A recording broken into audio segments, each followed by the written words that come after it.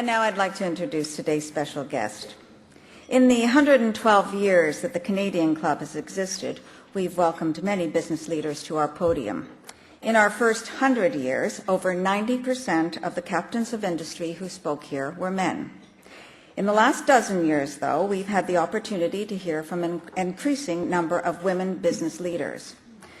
The reason is not that we have an affirmative action policy here at the Canadian Club.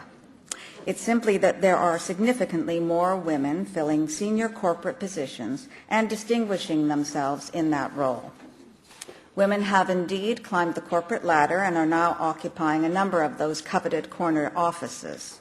They are well represented, though not equally, in the executive ranks of business, government, and the not-for-profit sectors. Political office, well, that's another story for another day. But before we applaud the progress of women too vigorously, let's consider how they have fared on boards.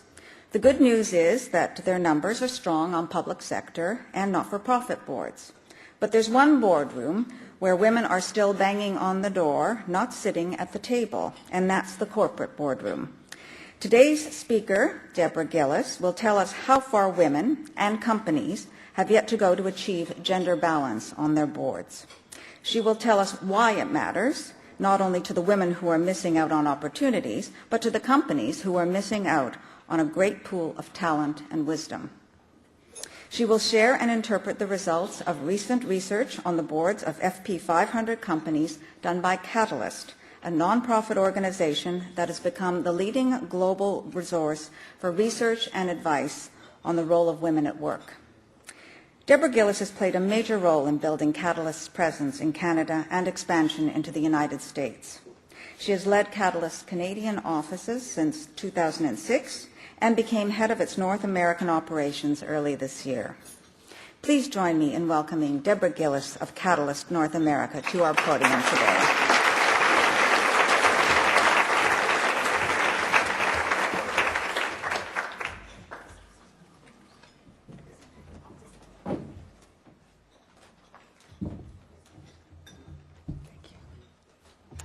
Thank you, Helen.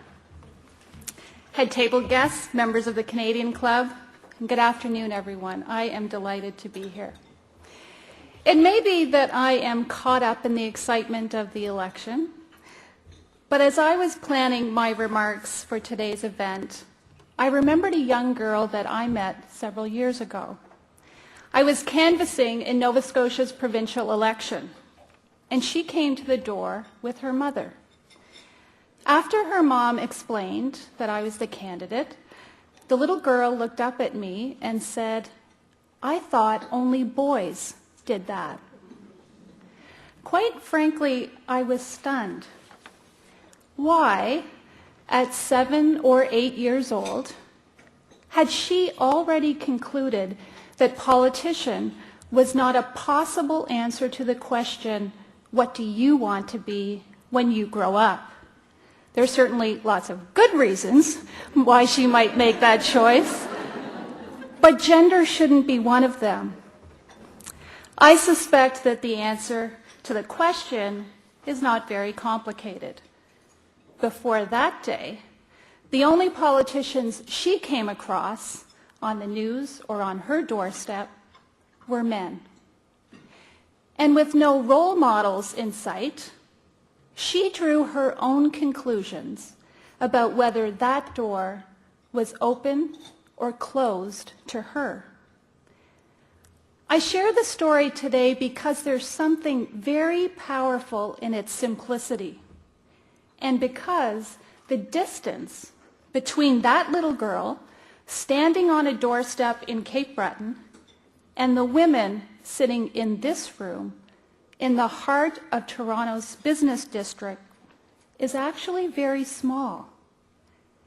It's small because they share a common experience, a lack of visible and influential role models who by their very example send a message that says, no door is closed to me. And so at the core of my remarks today is a message about lost opportunity. the lost opportunity for women and business that results from the simple fact that there are not enough women directors in corporate Canada. Not enough women directors to change the tone and substance of boardroom discussion and decision-making. Not enough women directors to strengthen the quality of corporate governance. Not enough women directors to encourage and inspire a new generation of women leaders. And not enough women directors with the power and influence to strengthen the bottom line of your business. Because the more we learn about the role and influence of women directors, the more compelling the business case becomes. In fact, Catalyst research tells us that companies with more women directors are more likely to select leaders from a broader, more inclusive talent pool, one that is more reflective of customers, clients, stakeholders, and shareholders, ultimately positioning themselves for better financial performance. Catalyst's 2007 bottom line study found that on average, Fortune 500 companies with the highest representation of women directors financially outperformed those with the lowest. And not just by a little. Return on equity was 53% higher, return on sales 42% higher, and return on invested capital 66% higher. In 2004, we found a similar correlation when looking at women corporate officers and financial performance of Fortune 500 companies. And in a study released in July, Advancing Women Leaders, the connection between women board directors and women corporate officers, Catalyst found that women directors are a predictor of women corporate officers, and in particular, on the growth of women in the line positions that are critical for advancement to the CEO and top leadership roles. In short, more women directors, stronger financial performance. More women directors, more women corporate officers. More women corporate officers, stronger financial performance. Sounds like a very appealing win-win for women and business. One that was powerfully articulated by the women directors that we interviewed for the 2007 Catalyst Census of Women Board Directors of the FP 500. And yet, their voices and our research tell us that Canadian businesses are missing an important opportunity to support improved performance and good governance. Consider these facts from the 2007 Catalyst Census. The representation of women on boards in Canada grew by 1 percentage point between 2005 and 2007, from 12% to 13%. Women hold almost 15% of board seats in U.S. Fortune 500 public companies, but only 10% of public company board seats in Canada. And over 43% of FP 500 companies in Canada have no women on their boards. These numbers tell us that getting in the door continues to be a challenge.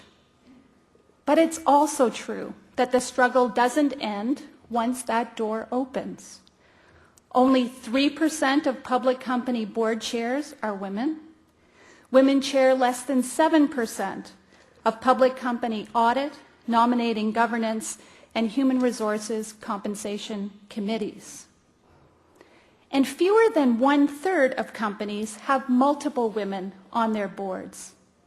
The all-important critical mass that women directors told us was so important for their sense of inclusion, but more importantly, for their ability to be heard and to contribute in ways that improves the quality of governance.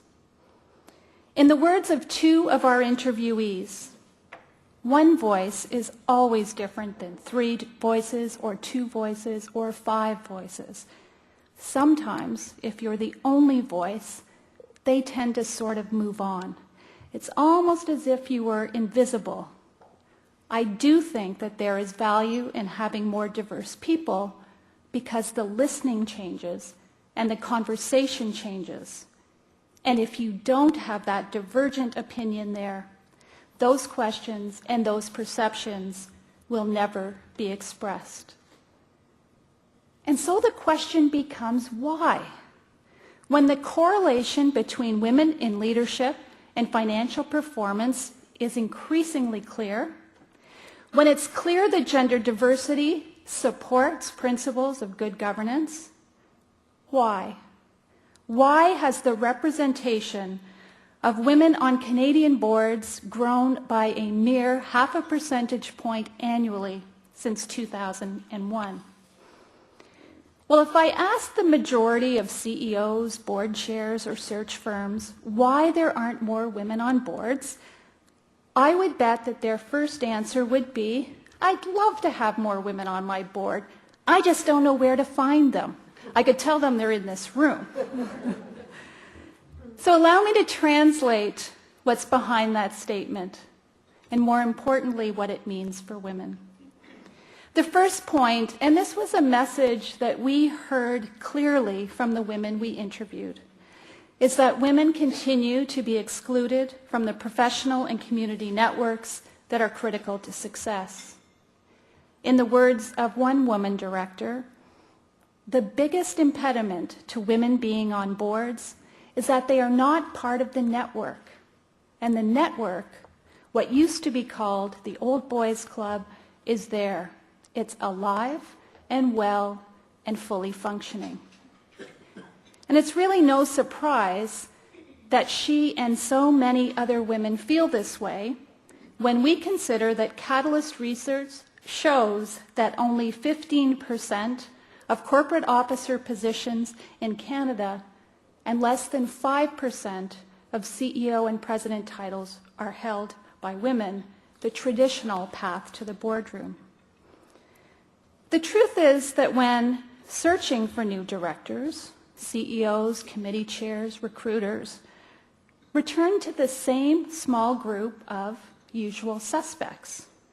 In fact, when we analyze who filled board seats in the FP 500, we see that this is one area where Canadian companies have a really strong environmental record, recycling directors who sat on at least one other board. In 2007, over 30% of public company board seats were filled by individuals already serving on a board. And women directors were recycled in public companies at a greater rate than men. 40% of female directors brought onto FP 500 boards sat on at least one other, as compared to 29% of their male colleagues. But what if we looked beyond the usual suspects? What if we looked beyond the C-suite and considered all of the women corporate officers in the FP 500 and top 100 subsidiaries in Canada? The pool of potential candidates would expand from 39 CEOs, chairs, vice chairs, and presidents to 1,002 women who have expertise in IT, finance, law, human resources, and compensation. The very skills that are increasingly in demand to manage some of the most pressing governance issues facing Canadian boards today.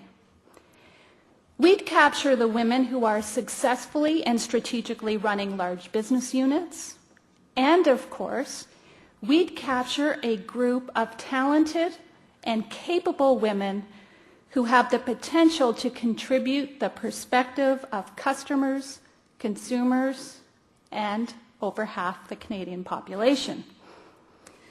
In fact, I would argue that instead of trying to make the case for why more women should be appointed to boards, we should start asking the business leaders who are in a position to make change happen to explain why not more women. Why not leverage the experience, expertise, and perspective of women? Why not change the quality of discussion and debate around the boardroom table? Why not shift the paradigm from one that rewards who knows you to one that rewards what you know? Because this shift is possible. It is possible if CEOs and board chairs commit to making change happen. It's possible if they work a little harder and search a little deeper. It's possible if they insist upon diverse slates of candidates. It's possible if they create and update skills matrices to determine what competencies are currently represented on the board and what other skills are needed. And it's possible if they look beyond the C-suite to that expanded pool of candidates to fill those competency needs. Now let me be clear. The women we spoke to are not looking for a handout. They said the first criteria for being a director must always be competence and contribution. They shared a keen sense of responsibility to be part of the solution. They're prepared to step up and identify other women candidates. They're prepared to act as role models and mentors to other women, to set the tone at the top, to encourage women seeking directorships to do their homework, know why they want to be on a board, and what they would contribute, to develop the skills and profile they need to seek director education, to contact recruiting firms, to gain experience on nonprofit and community boards, to expand their networks so that they will be top of mind when someone is asked, "Who do you know?" And finally, to become their own champions. They are just asking for each of us, the individuals in this room, with the power and influence to chart a different path, to remember that little girl I met on a doorstep, to remember the voices from the boardroom, and hold the door open, not only because it's the right thing to do, because it's the smart thing to do for women, for governance, for business. Thank you very much.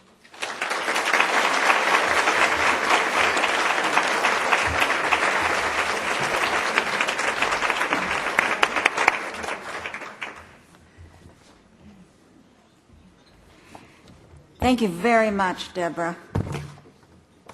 And now, as we promised, and I'm going to thank you more, and actually we'll have other thank yous a little more formally later on, but now we have some opportunity for questions to be answered.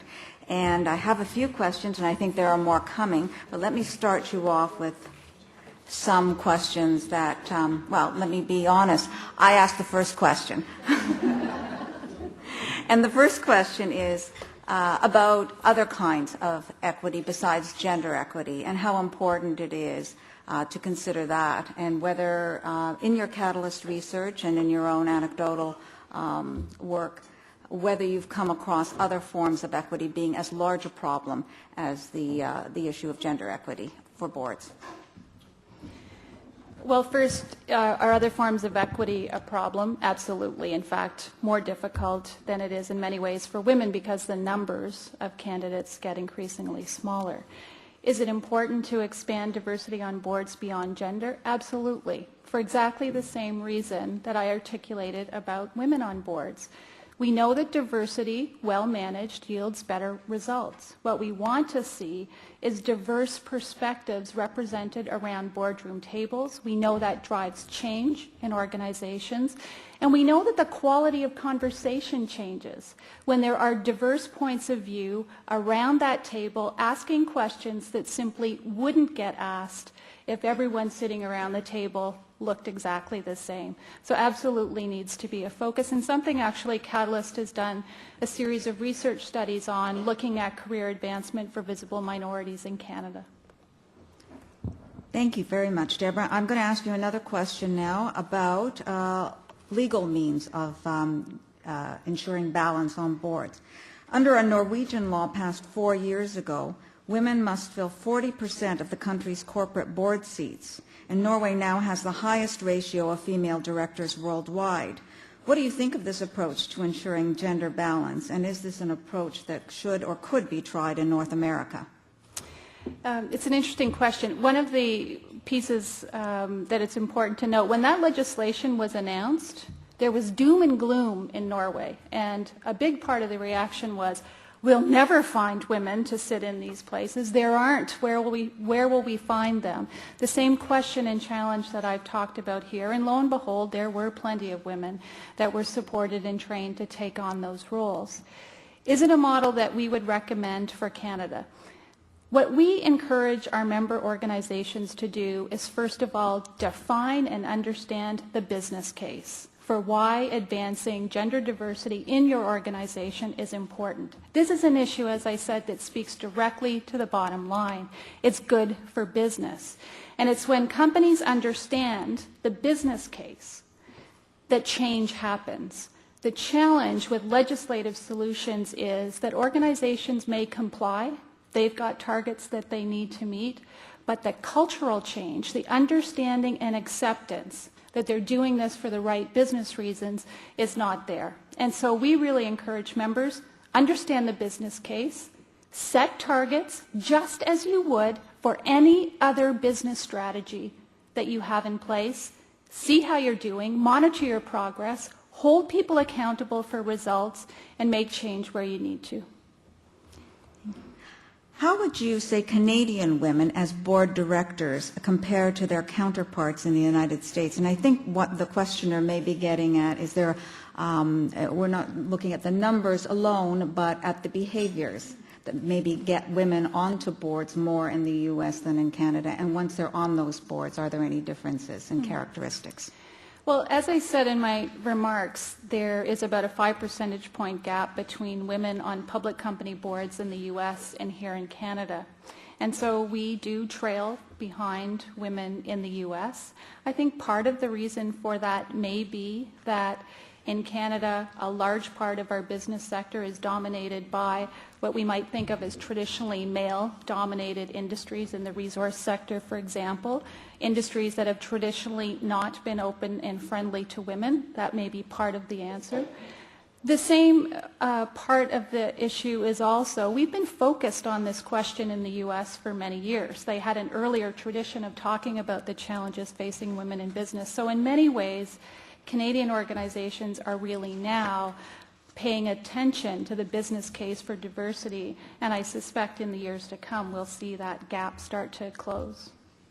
Okay, thank you. I'm going to give the name of the questioner where it's been provided. So Donna Dasco is asking, what is the critical mass or the number, and could you explain more about what happens at the boardroom table when there is a critical mass of women? So Donna, do you want to know the statistically reliable number? Of course. The research and the anecdotes that we both have conducted and collected from the women we spoke to says that 3 women on a board is when it really makes a difference. So it's in that 30 to 33% range where you really start to see a difference. And what that difference is that for most women who are the only woman on a board, they would say and did say to us that they feel it's a challenge to get their perspective heard. They often feel that they are looked upon as the woman, and so when there's a question about what would women think, everyone kind of turns to that person. as though one woman can represent all. And the last piece is that when the critical mass is there, women say the tone and acceptance changes. They're no longer viewed as being there because they're a woman. It's accepted that they're there because of their experience, contribution, knowledge, etc. And that additional voice allows their perspective to be heard in a way that it just isn't when they're the only one. A question from Howard Brown. How do we encourage more women to seek public office, and how do we encourage women to seek not-for-profit boards as a way of getting corporate board experience? I thought we weren't going to touch the public office one today. Well, there's lots of women there's here. Curiosity. There's lots of women in this room that would have terrific perspectives on that question. You know, I think that there are many of the same challenges, quite frankly, facing women in politics as there are facing women in business. And, you know, there's clearly a power base in party structures that is often dominated by men, and it's difficult to break into that, whether it's fundraising to support a campaign, whether it is getting to know the right people to help support a nomination process, whether it is the questions about, is this the kind of life that I'd want to lead, the public scrutiny that goes along with it. So the same issues become increasingly important. Mentors, role models, support, organizations really focusing on the issue, parties focusing on the issue and showing leadership, I think become really critical to making that change happen. What's interesting about both politics and the question around community and not-for-profit boards is that community engagement in a whole variety of different ways, getting involved in issues in your community that matter to you, that you care about, that you're passionate about, give you an opportunity to build profile in your community, to expand your network in that community, and those activities can both help build your profile for political life, if that's what you choose, but also the network of people that you know to support your ambitions towards sitting on corporate boards. Thank you. From the Loretto College students, what advice can you give young females who are interested in starting their own business and breaking out into the business world? Well, that's easy.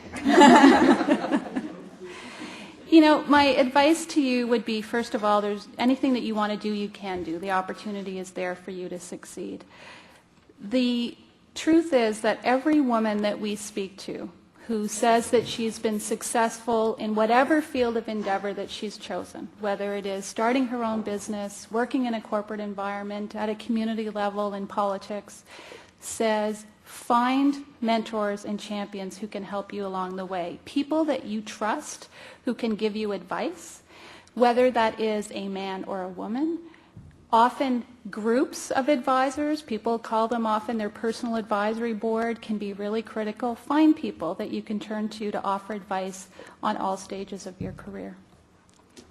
From Ann Donaldson Page, she wants to know your top 3 recommendations on what we women can do to get on a board. Well, I shared some of them in my remarks. The first thing is do your homework, know what board you're interested in doing and what you're going to contribute.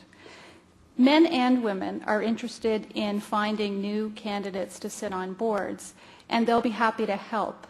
But when you're asked, or they're asked the question, why would I recommend Ann? It needs to be more than, I know Ann, I met her, she's a great person. What can Ann contribute to that board? So be clear about what you can contribute. Build your network and profile, whether that is, as I said, through community engagement, getting out there, serving on not-for-profit boards, and network. Be out there, be on the radar screen, talk to people, let them know, speak to recruiters. Ensure, again, that when the question is asked, do you know someone who can sit on this board, that your name is going to be top of mind. But not only top of mind, that that individual can say, and here's what she can do. Okay, and I'm going to ask one final question from Arlene Purley-Ray. To be an agency that is part of the, United Way campaign. Thank you, Arlene. They must have a diverse board. Could the Chamber of Commerce not call for or reward companies that also call for diversity on their boards, or that actually do it? That's the question. It's an interesting question. I think what's really important is for organizations like the Canadian Club, as they've done here, to create opportunities for awareness about what the issues are, to get out there, to call for more diversity, and to be supportive of bringing diverse perspectives into organizations. I was actually asked at an event a week or so ago about the Catalyst Board of Directors and the Catalyst Advisory Board here in Canada about why there were so many men on our board and why the boards were both chaired by men. And my answer to that question was, well, actually, they are CEO boards. And as the statistics that I shared earlier suggest, there are very few women CEOs in both the U.S. and Canada. So the next question is, well then, why is it a CEO board? And the key answer to that question is because we need men who are leaders of some of the biggest businesses in North America to step up to the plate, to understand the business case, to communicate it, and to really drive that change to happen. So anything that organizations who speak to a business audience, like the Canadian Club and others, can do to get that message out there about why it's important for business and why we need greater diversity would be really helpful. Thank you very much, Deborah.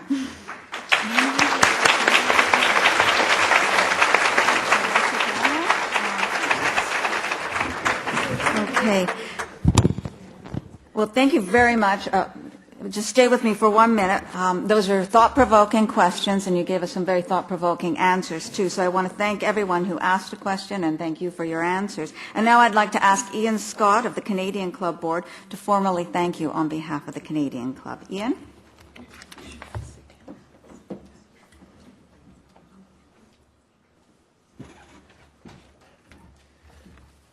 Thank you, Deborah. I'm also a board member of Catalyst, and I'm very, very proud of that presentation. I'd also like to thank all of you for your questions and comments. I'm sorry we actually ran out of time. It was quite a few years ago that Margaret Atwood said that we still think of a powerful man as a born leader and a powerful woman as an anomaly. Observing media coverage of recent political events south of the border might lead you to the conclusion that little has changed in this regard. While women have made clear advances in business and politics over the decades, the perception still remains that these achievements are somehow anomalies. And as long as it is generally considered unusual for a woman to be a CEO or to sit on a board of directors, the glass ceiling will remain in place. So, as Deborah has well shown today, the future depends on moving past these perceptions and embracing meritocracy. It has become almost commonplace to say, in an era of ever-increasing competition, that Canadian businesses need to be smarter and more innovative. We do need to be smarter when it comes to considering the makeup of our boardrooms. And a more diverse board is a more innovative board. We all believe that promotions and appointments should be based on competence and contribution. If we keep this in mind when we make our most important executive decisions, ladies and gentlemen, we all will win. Thank you.